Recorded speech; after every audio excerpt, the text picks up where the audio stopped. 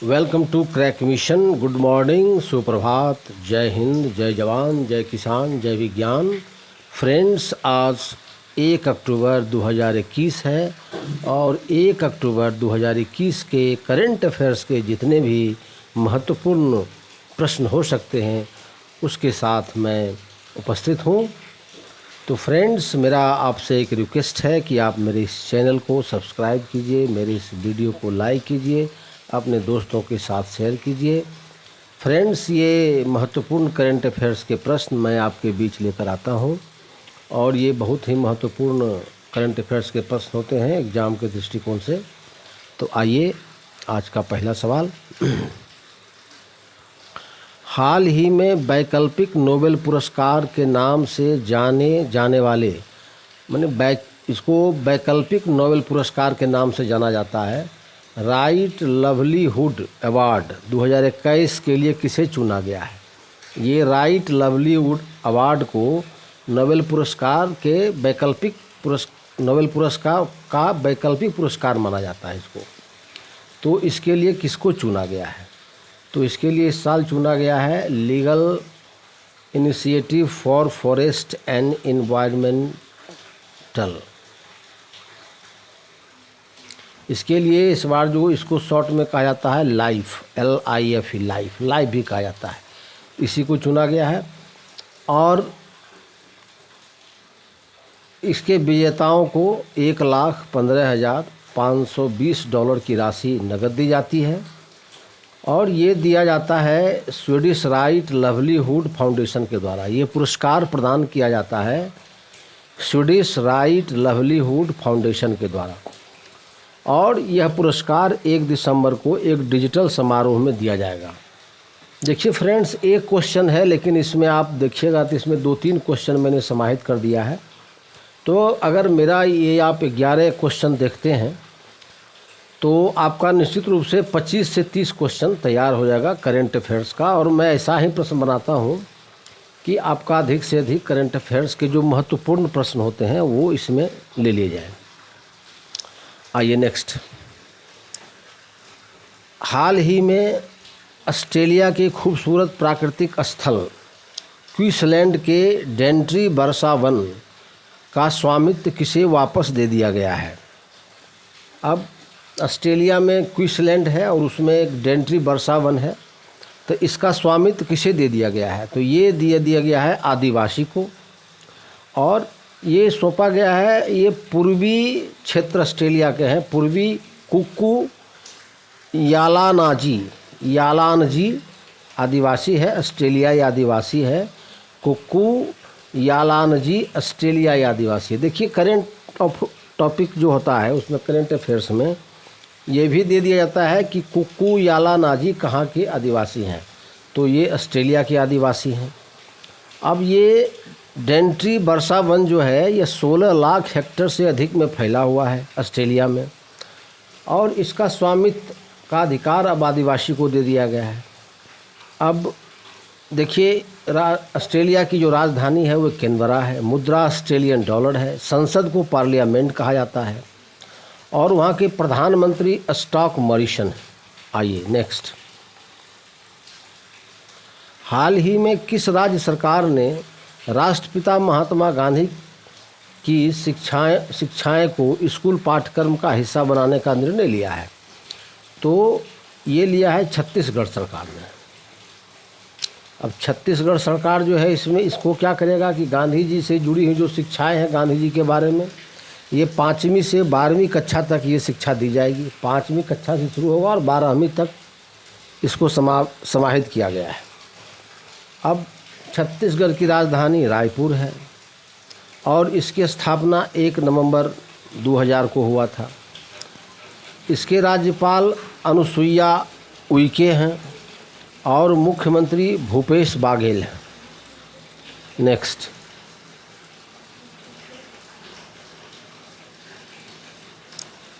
मार्च 2021 में समाप्त हुए वित्तीय वर्ष में भारत का विदेशी ऋण कितना हो गया था? ये जो मार्च 2021 समाप्त हुआ इसमें भारत पर विदेशी ऋण कितना हो गया था?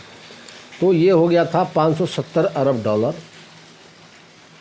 और देखिए ये पिछला साल जो था ये 558.8 अरब डॉलर था पिछले साल 2021-20 में, और ये 2.1% इसमें वृद्धि हो गया और ये अब हो गया 5.70 अरब डॉलर हो गया।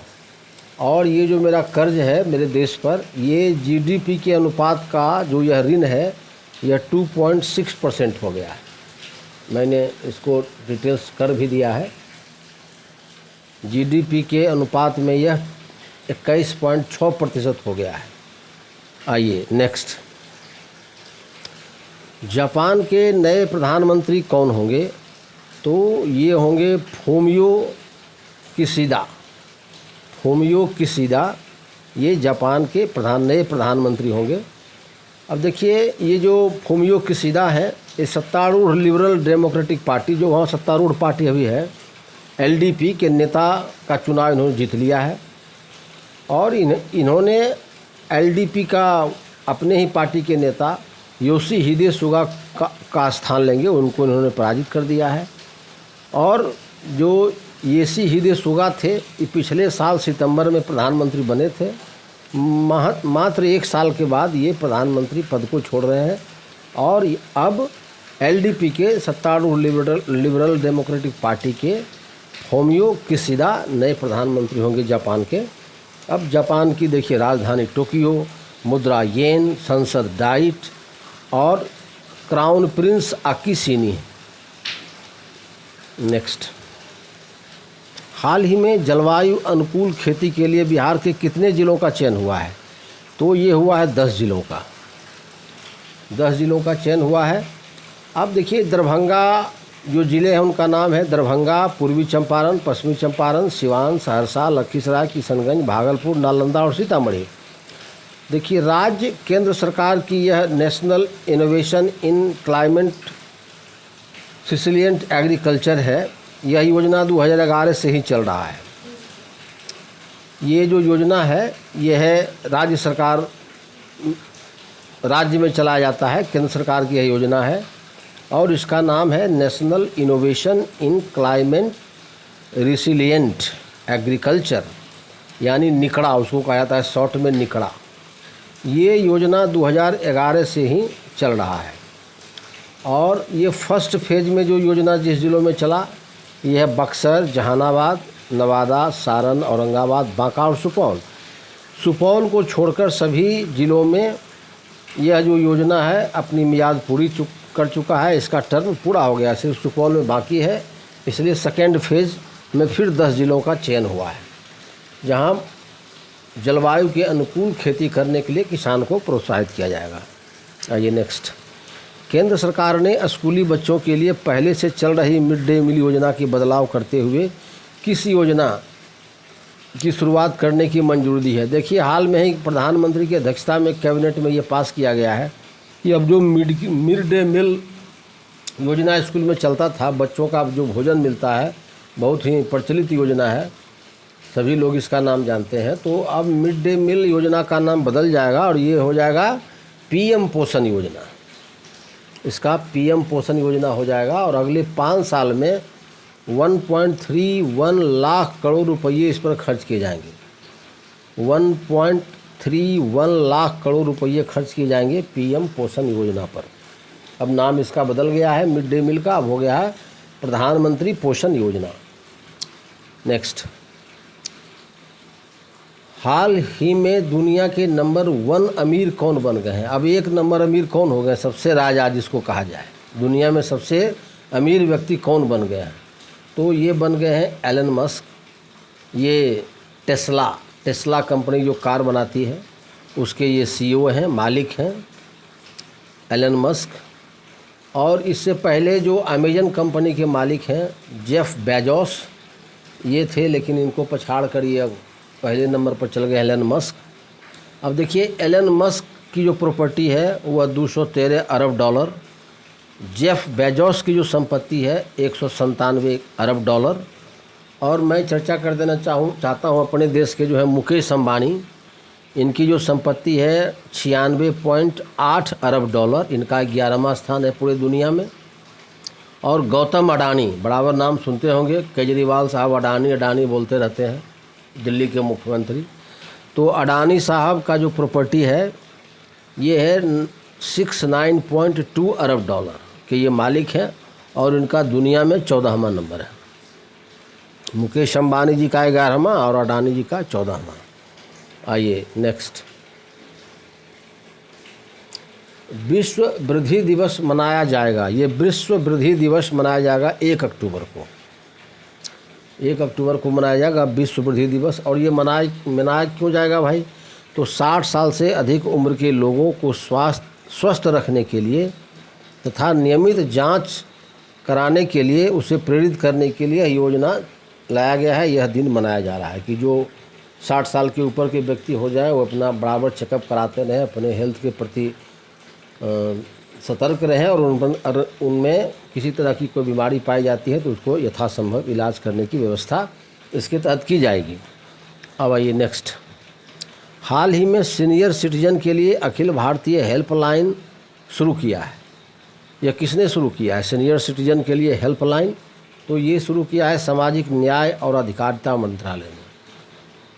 सामाजिक न्याय एवं अधिकारिता मंत्रालय ने शुरू किया है और उसका हेल्पलाइन नंबर है 14567 और इसको एल्डर लाइन भी कहा जाता है। एल्डर लाइन, ये जो हेल्पलाइन है इसको एल्डर लाइन भी कहा जाता है और ये हेल्पलाइन नंबर है 14567। इससे जुड़ी जो सीनियर सिटीजन से अगर कोई समस्या है तो इस हेल्पलाइन नंबर पर कॉल करके उन्हें सारी सुविधाएं प्रदान की जाएगी, जो संभव हो सकेगा उन्हें सहायता प्रदान किया जाएगा। अब आइए, सामाजिक न्याय एवं अधिकारिता मंत्री कौन है हमारे देश के? तो ये है डॉक्टर वीरेंद्र कुमार। डॉक्टर वीरेंद्र कुमार सामाजिक न्याय और अधिकारिता मंत्री हैं। आइए नेक्स्ट। हाल ही में मेनिंजाइटिस जो होता है ये मस्तिष्क और की बीमारी होती है और ये जो बैकबोन होता है उससे जुड़ा हुआ रोग होता है को समाप्त करने के लिए ग्लोबल रोड मैप किसने लॉन्च किया है? तो ये किया है विश्व स्वास्थ्य संगठन ने। और WHO का यह लक्ष्य है कि 2030 तक मेनिंजाइटिस को समाप्त किया जाए, हरा दिया जाए। अब आइए, WHO की स्थापना कब हुई? ये विश्व स्वास्थ्य संगठन है कि उसकी स्थापना 7 अप्रैल 1948 को, मुख्यालय जेनेवा स्विट्जरलैंड, संयुक्त राष्ट्र संघ का यह मूल संगठन है। महानिदेशक अभी इथोपिया के हैं, डॉक्टर टेड्रोस एड्रेनॉम, ये इसके महानिदेशक हैं WHO के। अब इसका सदस्य की जो संख्या है वो है 194 सदस्य है और 2 संबद्ध सदस्य हैं। तो समझिए कि 194 और 2 96 हो गए। लेकिन इसे सदस्य पूछा जाए तो 194 और संबद्ध सदस्य सहित पूछा जाए तो 196। तो ये करेंट अफेयर्स के महत्वपूर्ण प्रश्न जो मैंने आपके साथ डिस्कस किया। फ्रेंड्स, अगर ये मेरा वीडियो आपको अच्छा लगे तो मेरे इस वीडियो को लाइक कीजिए, मेरे इस चैनल को सब्सक्राइब कीजिए। और फ्रेंड्स, मेरा आपसे फिर कहना है, फिर रिक्वेस्ट है कि आप मेरे इस वीडियो को अगर देखेंगे तो आप निश्चित रूप से करेंट अफेयर्स के 90% सवाल BPSC, UPSC, MPPS, JPS तक आप सॉल्व करके आएंगे और आपको करेंट अफेयर्स परेशानी नहीं बनेगी। मात्र सुबह या दिन में आप 10 से 15 मिनट इस पर समय दीजिए और आपका करेंट अफेयर्स फिर आपको पढ़ने की ज़रूरत नहीं पड़ेगी। अगर ये मेरा वीडियो आपको अच्छा लगे तो इसको लाइक कीजिए, मेरे इस चैनल को सब्सक्राइब कीजिए। Thanks for watching my video.